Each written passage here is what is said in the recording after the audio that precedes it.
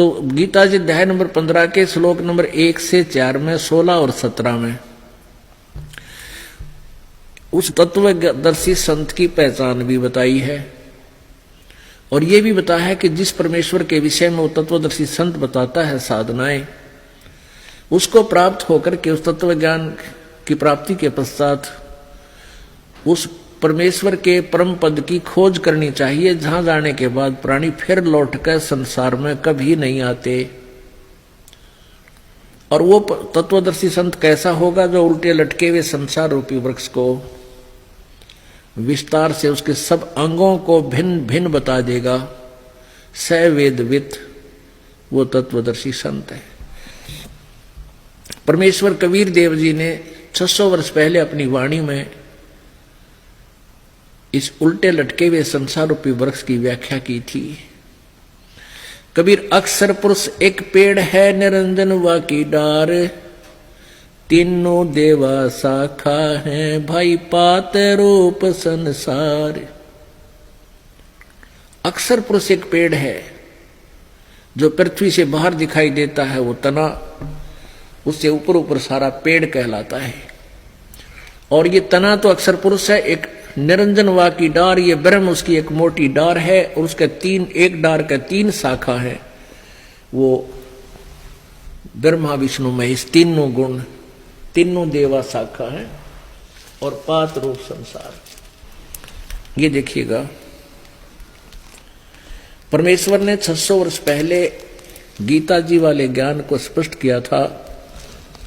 ये है संसार रूपी वृक्ष, जिसके ऊपर को जड़ वो तो पूर्ण परमात्मा है, और नीचे को तीनों गुण रूपी शाखा है। और ये है जमीन से बाहर जो हिस्सा दिखाई देता है, वो पेड़ कहलाता है।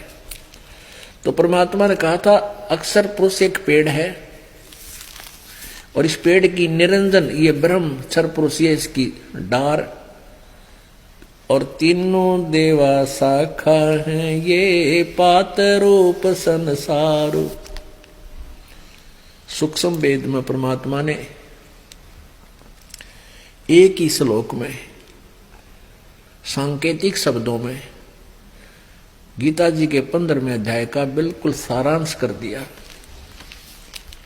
गीता जी अध्याय नंबर 15 श्लोक 1 से 4 तथा 16-17 का आशय, ये जो सारा कुछ है।